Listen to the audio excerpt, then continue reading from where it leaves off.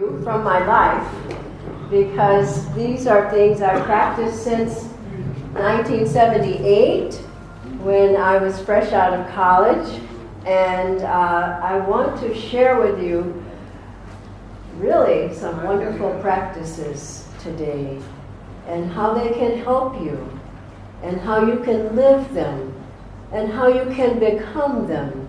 So I'm so happy that Dalji set the stage so I can really share from my heart what the life is of a yogi, because that's what I am. And I have been since the age of 21. So I want to first ask you all to stand for a moment. And this is why I wanted a second mic.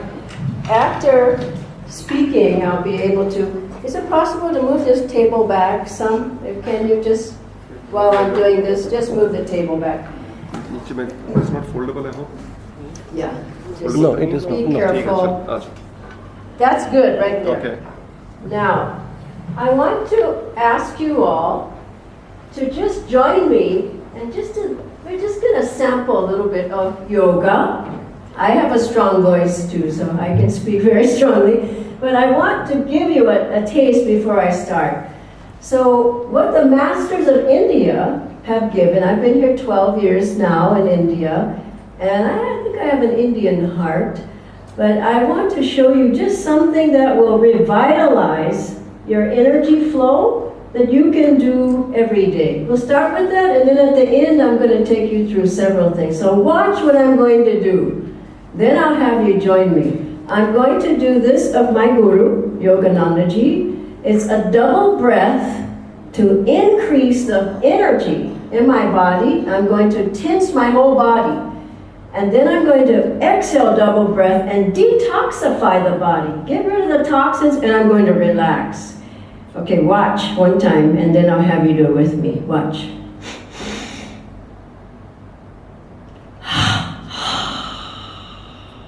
I'll do it again. I'm tensing my whole body. Only tense as much as you can. Then I'm relaxing. Now you can do this lying down, sitting down, standing up.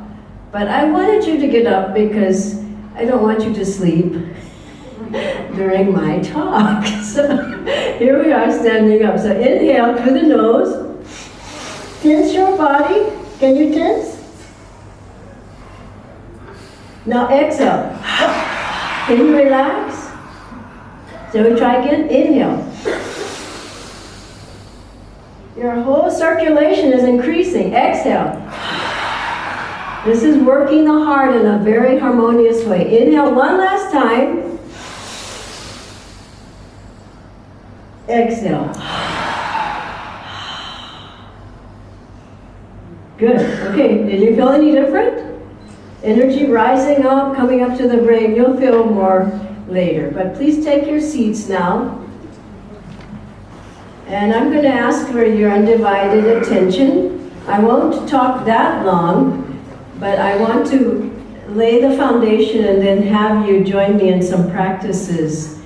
So we're talking about, when we talk about communities, we have communities, don't we? We have our family as a community, we have our friends as a community, we have our neighbors maybe as a community, we have the people we maybe go to exercise with in the community, we have book study people in our community. We have groups of community. Now what are those? Friends. You could say soul friends. People we feel an attunement with. These are people that we see every day. That's a small community. So it's nothing new, as Ashish was saying earlier. And also, we have, over history, many communities, as he was saying. But also we had communities of artists, people who were friends because they painted in the Renaissance in Florence. We had communities of philosophers, in Greek maybe, also here in the land of India for sure. We had communities of musicians, and classical Indian and also classical Western. We had musicians and Vienna during the time of Mozart, and many very great people. They had a community. Now, why did they come together? Because they were like-minded, because they were sharing, because they got inspiration from each other, because they were uplifted by the other person's company, because they got other ideas, because that person said, oh, I have an idea too. But then there were also spiritual communities. Over time, over history, there was Buddhist community, still is. There were communities of Christians, still are. Communities here. There were monasteries. That's a community, is it not? Where people left their home. I left my home in America to serve and be with my guru. So there are monasteries. And besides monasteries, there were intentional communities, which you saw this beautiful trailer about, that's my home. You could say I was born there. So, and that's an intentional, meaning those people, we consciously came there. We left our jobs. Some people didn't, but if they wanted to serve 100%, they left everything. And they left and they moved to an intentional community where people are intentionally, consciously happy. I mean, how many places you go to where there are? People are intentionally, consciously truthful. You know? People intentionally want to help each other. Intentionally want to serve. This is what an intentional community is. And we've had other communities. That Gandhiji had communities here. We have communities where, besides the spiritual, we've had communities of freedom fighters here. We had communities of, I was thinking of Dr. Martin Luther King Jr. for civil rights in America. And everyone was wanting to serve humanity, give more, help, make something happen. That was inspiring, that they were born with. Well, Swami Kriyanandaji, my teacher, my guru, he had the burning desire to follow in the footsteps of his master, Paramahansa Yoganandaji, who had the desire, the idea, the ideal, the inspiration to have spiritual, intentional communities all over the world, where people could be happy together, where people weren't jealous of each other, where people weren't putting each other down, where people weren't trying to get a better car, as Daljeet said, than the other person, a bigger house than the other person, and my kids are better than your kids, and they go to this school and your kids. We don't have that in our community. I was born in that kind of place. It's heaven. It's heavenly. And this was from the yoga master, Paramahansa Yoganandaji. Now, when I came out of college, I went to UC Berkeley in California. I was well educated. I could have had any job I want. I did have any job I wanted. But something inside of me was saying, there must be more to life. I want something more. And I began to seek. And what did I find? On my own? Well, I read books, I went to lectures, I talked to people, I tried to figure things out, but I realized I was alone. I needed people, and I needed tools. And I didn't have either. Then I found Ananda, the beautiful place that you saw. When I went to Ananda, you might say, well, who was there? Dropouts? Well, I can tell you, no way. Very highly educated, from the best schools, professionals, people who left things to come and serve humanity, serve higher ideals. We have conversations that are about high thoughts, that are about how can we help these people. We're working in Vrindavan now with the widows and have a skills training. We're trying to help society. And so I got there and I realized that these were very rare souls who came into this lifetime with an ideal to serve and to help. And so I lived there from 1978 to now, you could say. And I lived in Ananda in San Francisco. I helped to start that place. I lived in Ananda in Palo Alto. I lived in Ananda in Europe and Italy and helped to found the community there. I went all over America and all throughout Europe with these principles. Why? Because everyone's interested. And now I've been in India this long. Because if you live in a place which you can say it sounds great, but I'll never be able to do it. And let me let you in on a secret. A community is not so much the place. Did you figure that out already? It's the people, and it's what they do. It's not so much the place. Here in India, we have centers in all the major cities. We have retreats. We have places where people can go. Just like you all. You have a place where people can come and talk and have high conversations about things that are important in life and things that you care about. And this is a community. So we didn't come here to say, if you don't live there, forget it. We came here to say, start your own, continue with your own community. And so, what is community really? Community is ideals and principles. And when I got to Ananda village, which is what you saw, I learned the principles of yoga, which Dalji Ji so beautifully laid out. I learned how to live properly. I learned how to behave. You can see I was very, wild when I got there at the age of 21.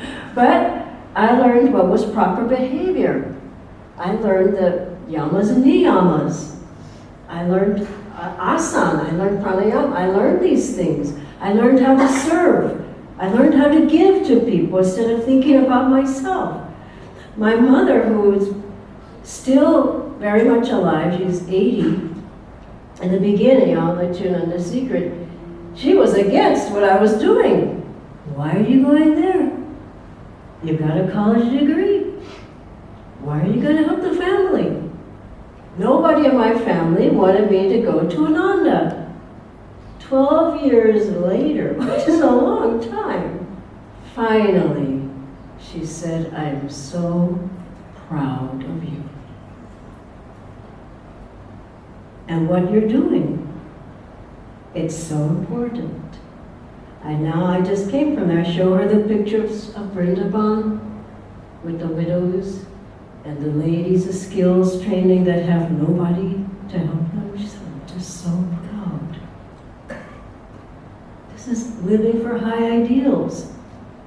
And so I began, when I went there, I got my energy together. I was totally scattered. I started doing the exercises. I'll teach you a few more in a moment. And I got strong. I got magnetic. I got energetic. And I started doing yoga postures, and I got more relaxed and more open and more receptive. I started chanting. Believe me, I grew up in Los Angeles. I didn't know anything about India and the Indian teachings and karma and reincarnation and yoga and gurus, and I didn't know anything. I began to do devotional chanting, and I loved it. I began to meditate.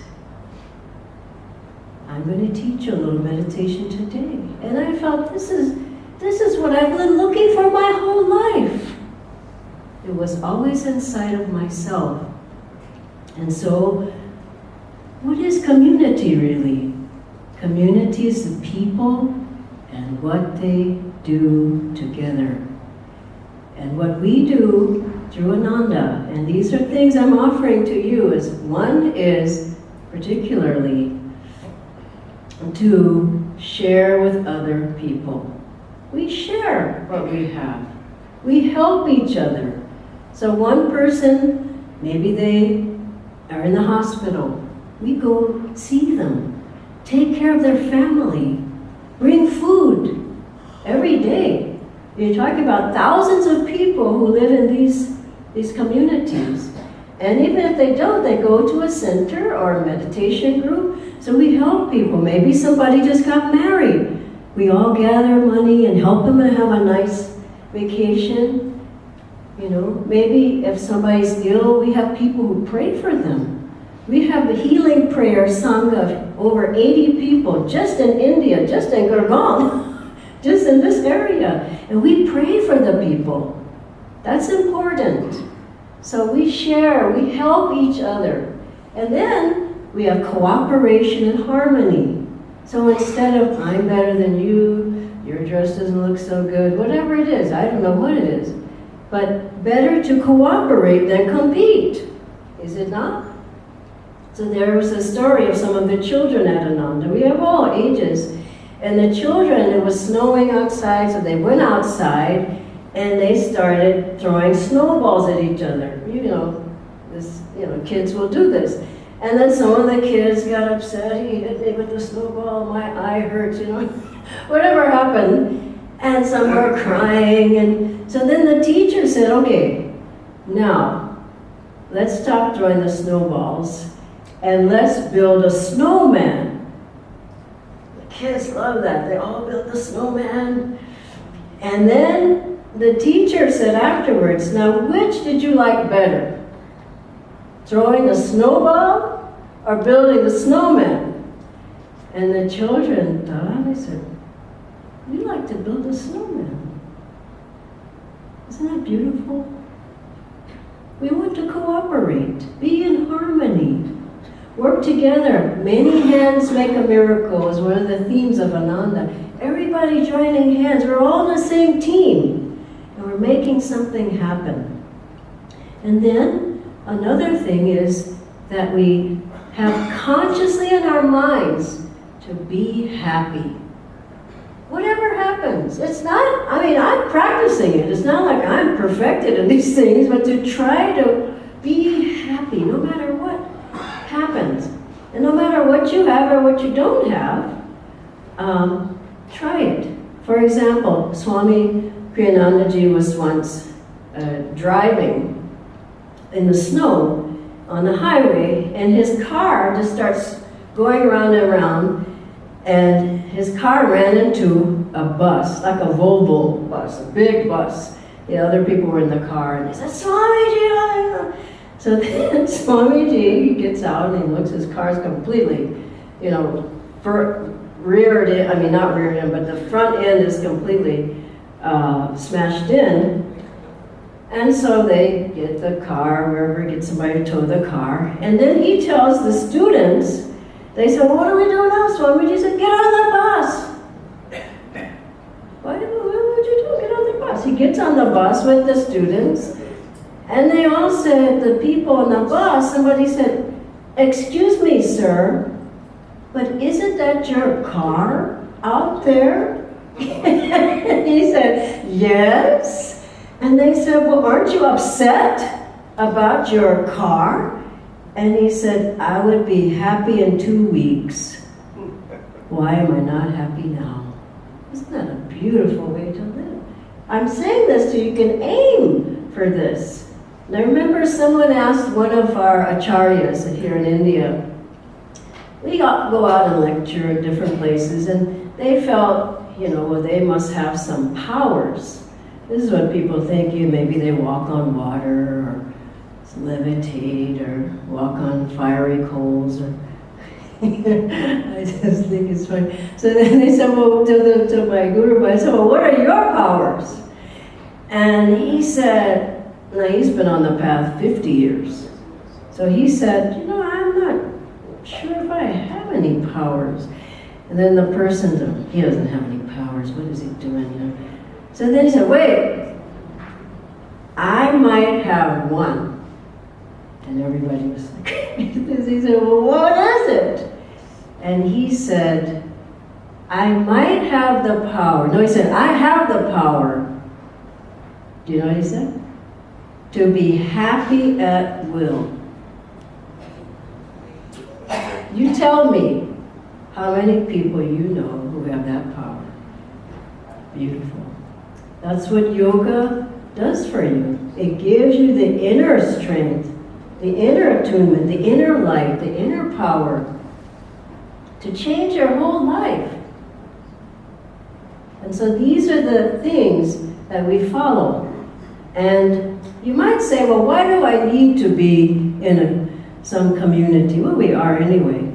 But let's think about it. In nature, in everything, we're influenced. You might think you're not influenced, but just walking outside, you're influenced by the breeze, the trees, the flowers. Everything there's an exchange, a magnetic exchange, isn't there not? Is there not? And your environment around you, the colors, this is what Vastu is about. The colors and the shapes and how things are positioned, they all affect you. Is it not so? And then we look at the media. Now don't get me started on the media.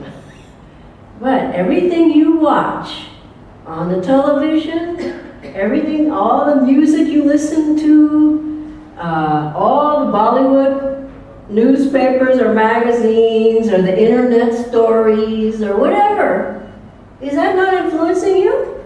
It's influencing you. And people influence you. Their thoughts, their energy, is it not true? Their vibrations. If somebody comes and they're down, you feel down. After they leave, you just got to take a nap. Isn't it so?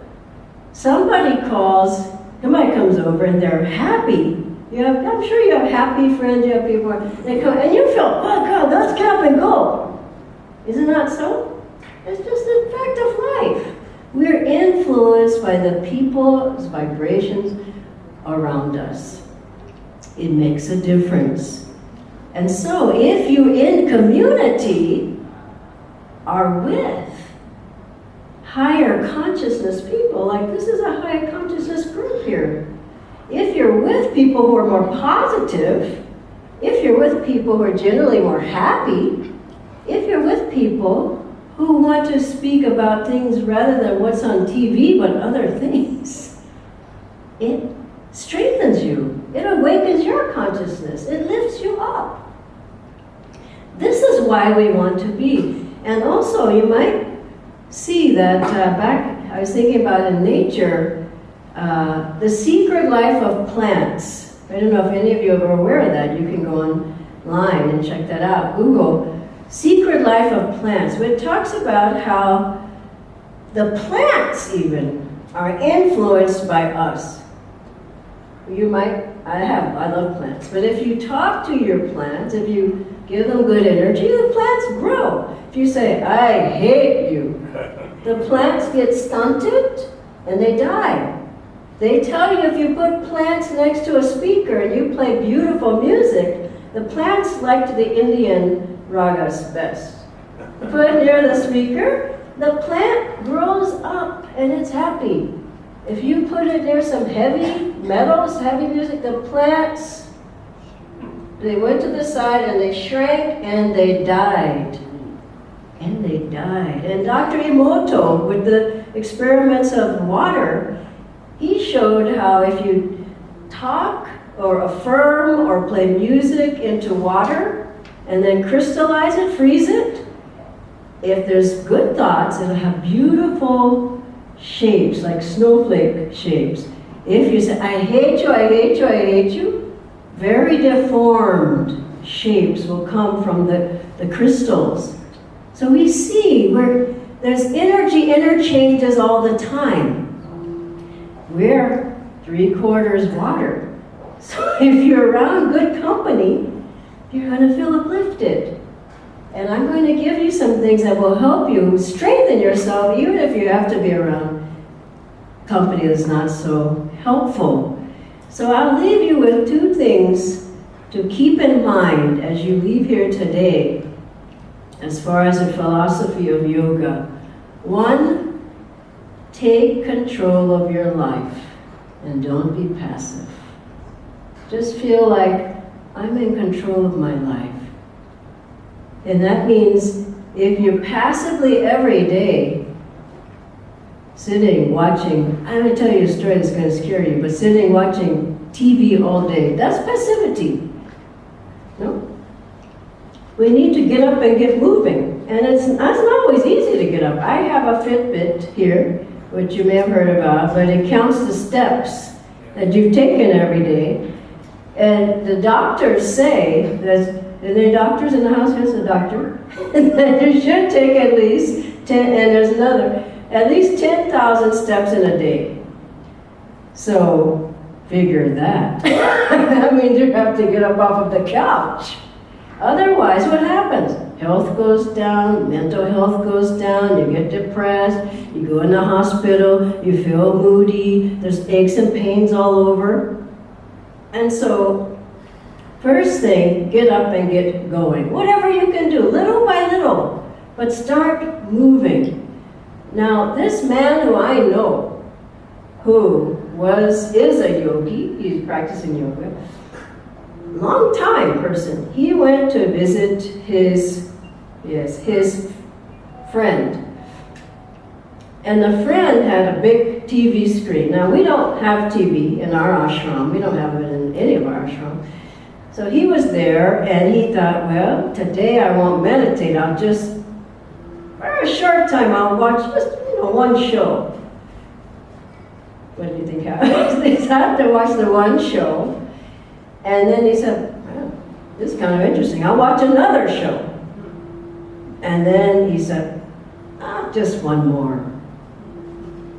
It's a sad story, isn't it? Okay, I'll just watch one more. Do you know how many hours he sat there? 12. Now that's sad. 12. Let me ask you, is that living? No, 12. And so, for all of us, I would say, not to be passive.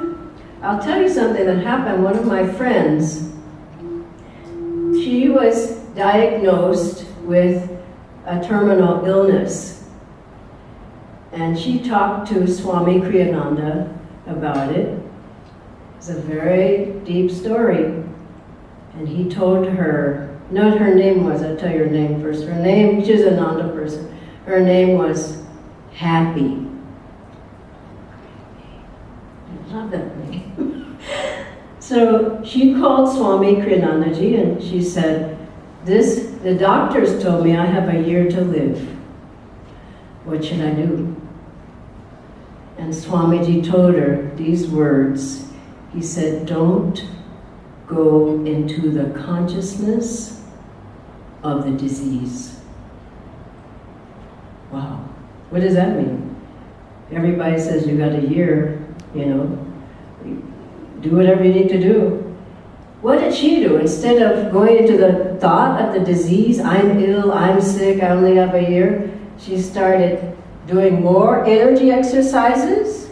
She did more pranayama. She did more yoga.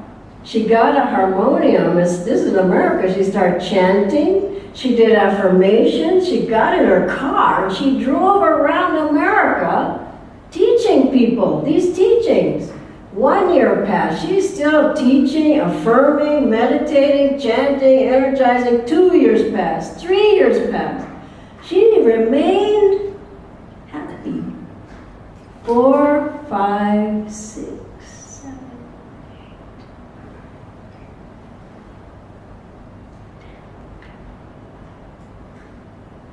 10 years passed before she passed away. That's a beautiful story. Because she put out the energy. She didn't say, oh, well, the doctor says it. Must be true. God is the best doctor. That's what I want to say. The best doctor. She put out the energy. So don't be passive. Be active. Secondly, put your energy into your spiritual life. Get spiritual books. Be with your friends. Talk about spiritual things. Write about spiritual things. Watch movies like this instead of the Bollywood films. You turn on the TV or the movies, in the first 5 minutes, somebody's being beat or cursed or shot or kicked or something, isn't it? People watch this and they say it's a good movie. Then they go home and they have a nightmare. Or they get depressed or nervous or restless. So what I want to say, get into a spiritual vibration. Go to the yoga class. Come to our meditation classes.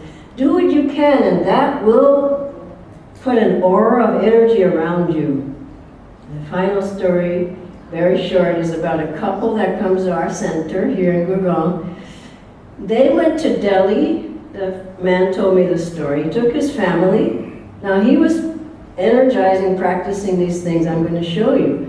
Now, for some years, he got there, he took his family out of the car, and he had in his car a picture, like we all have a deity, a master picture of some guru in our cars. So he had the Babaji and Paramahansa Yogananda in his car. So he takes his family out and let's walk here, goes over. He looks back and a bus came and completely demolished his car. He gets out of the car. I don't know if it was a bright, shiny car, but the car was completely demolished. And he said, Dhyanaji, I realized that those pictures, they weren't so much protecting the car, they were protecting me. See the difference? Yoga and spiritual family, spiritual life, reading good books, listening to good music, being in good satsang, it will give you strength like an aura of light, an energy around you. There was a man who came to Yoganandaji. He said, I've lost my wife, my health, I don't have any money. And Yoganandaji said, because you are jinxed. You jinxed yourself.